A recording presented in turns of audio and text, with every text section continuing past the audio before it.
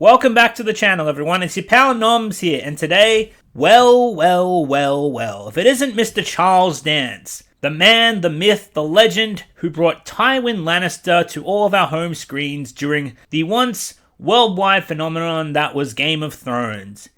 Before the dark times. While Dany kind of forgot about the Iron Fleet and Euron's forces, they certainly haven't forgotten about her. He played one of the most beloved and despised characters on the show, and he was easily one of the most respected acting members of the cast. He was absolutely brilliant. And the man himself has had some choice words to say about the series finale. Speaking with popculture.com, Mr. Charles Dance had an interview, and what he had to say regarding the final season, well, it ain't pretty, folks, as we're about to discuss. So, Cinema Blend did an article on this, and this was done by a woman called Laura Hurley, and it goes into some pretty nifty detail. The article's titled Game of Thrones, Charles Dance reveals disappointment in HBO's final season ending. Wow, that gets right to the point, doesn't it? Now, I should preface this by saying Charles Dance didn't go on a tangent trashing Dumb and Dumber as we all would have welcomed him to, because, you know, like it or not, Dumb and Dumber did give him the character, the part, and the opportunity, and we were all very impressed with the first couple of seasons. Now, I don't attribute that to Dumb and Dumber. I attribute that to them having a treasure trove of source material to the point where only a baboon, could have made a shit show with the amount of source material George R. R. Martin had. Not to mention having read the first book almost in its entirety, I can tell you that season 1 is lacking in a lot of areas where I was actually very confused, as opposed to actually reading the book and realizing why characters do certain things, instead of just leaving the reasoning up to the ether or twisting shit. I understand the limitations of a television show that's got 10 episodes to tell its story, and I understand that novels can go into far more detail, but David and Dan, Dumb and Dumber, they got a shit ton of things. Well, they poorly communicated a lot of things in season 1, and they fucked up the pilot, never forget. They had to remake it, and HBO had to spend another $10 million on them, which they've gone on record and said is absolutely true.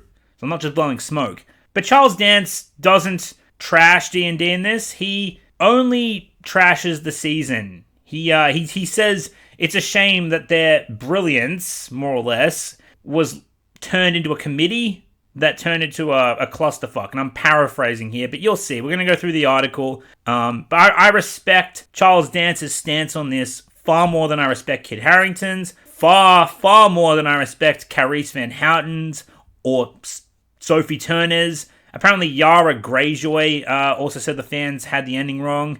Nikolai Coster-Waldau doesn't want to rock the boat. He said that the series finale was fine. He's even, lied about it in public to try and just avoid fans and having to answer the question. I think he went on Jimmy Kimmel and said that. But Charles Dance is far more honest, and I didn't expect him to be dishonest either, because he seems like a very honest dude, and he's so respected at this point.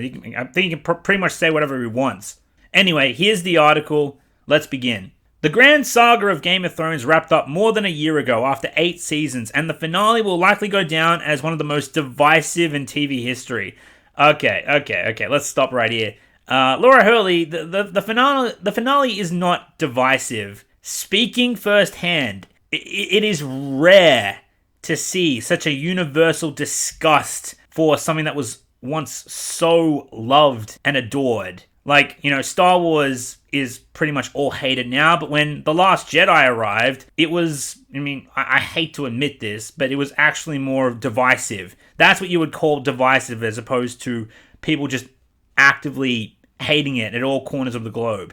You can maybe find, in 1,000 people, 1,000 fans, you might find 13 that think the season was okay.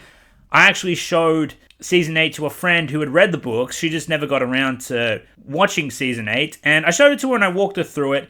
And I didn't want to push too hard. I wanted her to come to her own conclusion. But I basically just kind of told her a little bit as to why it's bad. And she's like, no. It's okay. I can believe that. It could have been better, but And then I asked her about it 4 months later. And she says she absolutely hates it. It just took a while to set in, but she absolutely hates the Season 8 finale now. And I was like, thank you. We can trash it together. So, yeah.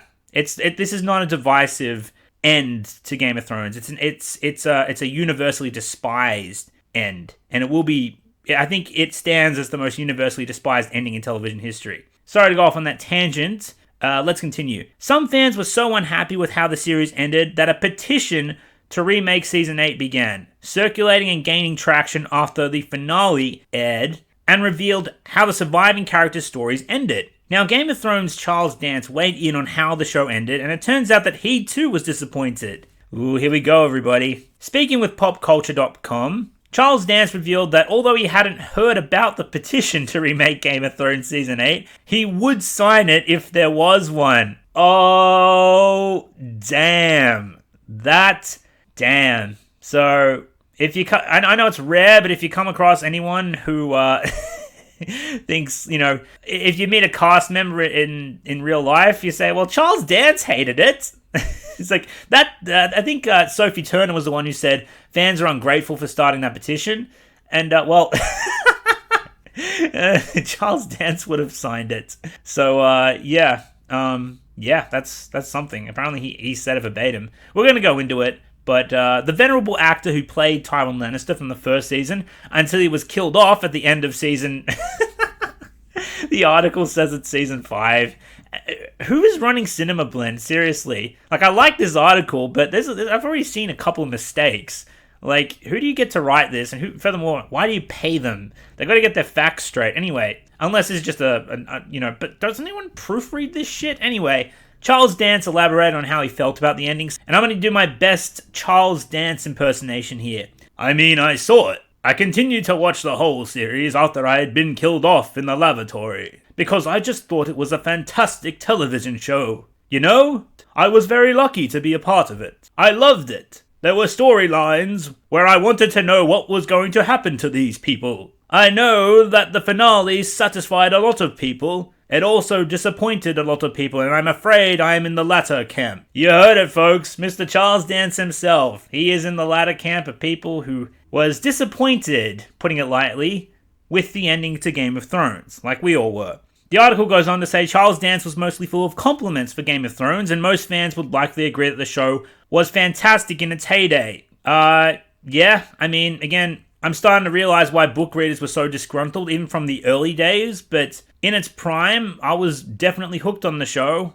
The magic was there, I'm sure of that, at some point. The article goes on. That said, as someone who kept watching even after he was no longer part of the show, he still counts himself as among those who were disappointed with the finale. And seemingly not just because there was only one Lannister left standing when the final credits rolled.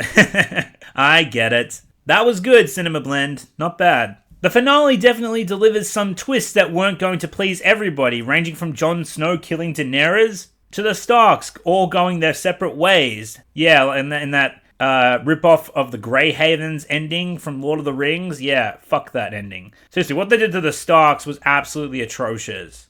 The only Stark that got a somewhat decent ending was actually Sansa, and that wasn't earned at all. To Bran the Broken becoming the king of the Six Kingdoms. Throw in the fact that the finale came at the end of the shortest season of the entire series that had to wrap up the thread of the White Walkers in the north and the fight for the Iron Throne in the south. That was the shortest season, and the most happened when that should have been reserved for a fully fledged 10-episode season, and 13 seasons in total, which is what HBO and George R. R. Martin wanted. And perhaps it's not surprising that even Game of Thrones stars might not be die-hard fans of how everything ended. Charles Dance credited showrunners Dumb and Dumber for their work on Game of Thrones, but also revealed what about the finale really rubbed him the wrong way. Yeah, like I said, Charles Dance, he doesn't want to throw shade at these guys. I mean, I think, even though we despise them, and they're a couple of dumb fucks, again, you got to remember he's still friends with them. They still gave him the role. And if Dumb and Dumber had anything to do with the casting of Charles Dance, they did a great job with that, at least. At least they got that right. Anyway, Charles Dance goes on to say, I think David and Dan raised the bar when it came to television screenplay writing. They are phenomenal. And for the whole thing to end up as a committee, I just thought, no.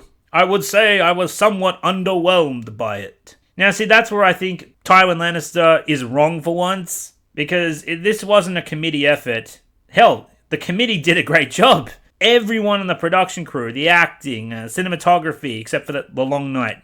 Never forget the long night. But just about 95% of the production crew was spot on, as well as the actors. It was just the writing, Mr. Dance. And the writing was done by Mr. David Benioff and D.B. Weiss, who the internet has dubbed Dumb and Dumber for this very fucking reason. I love Charles Dance, but goddamn, this was not a committee that led to the ending of Game of Thrones being so underwhelming. It was the stupidity of two men. And I'm sorry they're your friends, but it was those guys. Anyway, the article goes on. The actor didn't hold back from sharing his thoughts on how the show ended, and he evidently would have signed the petition. Of course, a remake of Season 8 was never going to happen, even before HBO finally addressed the petition. And more cast members have spoken up in defense of the final season than criticizing it. Yeah. And they're all full of shit. I don't care. Either they're brain dead or they're just full of shit because, you get hired to act. You should have some knowledge of, screenplay writing. You should have some knowledge of what your characters would and would not do. And I don't know how they can possibly agree that the writing was anything but subpar. And I understand saving face for the sake of your jobs. I get it. But, Mr. Charles Dance here, he's the first actor who's gone on record and been as honest as this, as far as I know. Hell, even George R.R. Martin was disappointed with the finale. The man who wrote the source material hated the finale. And he knows his product better than anyone. He knows how writing works. He would hate it more than anybody. And he's gone on record saying that it became more about creative differences and creative liberties of the showrunners rather than adhering to his original vision towards the end. But yeah, the article goes on. Nathalie Emmanuel, who played the ill-fated Missandei, who I was delighted when her head finally got chopped off because I couldn't stand the character, stated that fans can't ask for receipts on art. Obviously, she never saw The Last Jedi. While Carice Van Houten, aka Melisandre, thinks fans are ungrateful, which I did a video on, by the way. Go check it out. As for Gemma Whelan, whose Yara Greyjoy actually survived to the end of Game of Thrones, she thinks fans have the ending all wrong. Well, Miss Gemma Whelan doesn't know what the fuck she's talking about. Here we go. Nikolai Coster-Waldau's comments about wanting to sign the petition came across as more joking than what Charles Dance had to say. Note, Nikolai Coster-Waldau has been very publicly advocating for Season 8. I don't believe it for a second, and he hasn't been as in-your-face and petty as like Carice Van Houten or Sophie Turner has been. I think he just wants to move on, and he's just happy to put a smile on his face. These are his friends after all. But I got nothing against Nikolai Coster-Waldau. I understand what he's doing. He's never once attacked the fans, as far as I know, which, good for him. He holds himself to a higher standard. Unless he's banging your sister, if you didn't get the reference.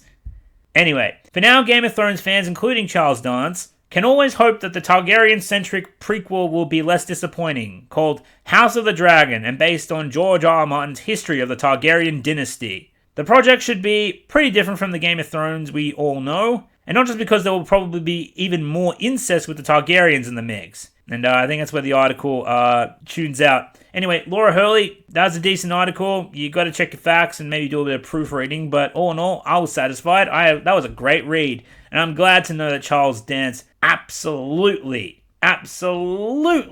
hated Season 8 and was disappointed like we all were. Tywin Lannister himself hates it. A man who's very respected for his acting ability, a man who played a very intelligent character, and who seems to reflect that intelligence in real life. So thank you, Mr. Charles Dance, for being the first, as far as I know, in terms of the Game of Thrones cast, to be so publicly honest. The Game of Thrones audience adored you and will continue to adore you for speaking your mind. I look forward to see what you have coming next. Anyway, guys, that's the end of the article. It's nice to know that some members of the cast actually do feel this way, reflected in Mr. Charles Dance himself.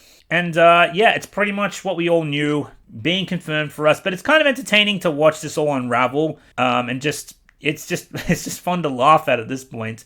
I still get comments on a regular basis, just on my old videos on Game of Thrones, just telling people how they come back to the videos and just relive their hate. And sometimes they'll be having a normal day, and then they'll get reminded of Game of Thrones, and then their heart will just sink because of how depressingly bad the ending was. And this show was at the peak of pop culture once, and now I barely ever scarcely hear it mentioned. And that's because, and it's such a shame because we all just want to forget at this point, but we will never forget. Again, these developments are still happening. We're getting a Game of Thrones prequel, so time will tell what's going to happen with that. And yeah, guys, that brings us to the end of the video.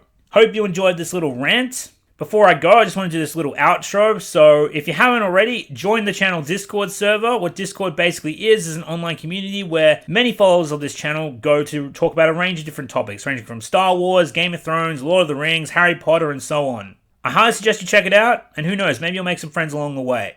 Secondly, I want to give a huge shout out and thank you to my YouTube members and my patrons for all your generous contributions to the channel. You guys are phenomenal. I appreciate everything you do. And if you'd like to become a patron of the channel or a channel member, click the links below, and it is all very much appreciated. Finally, here's one last thank you for staying to the end of the video. You are a legend, and I'll see you next time.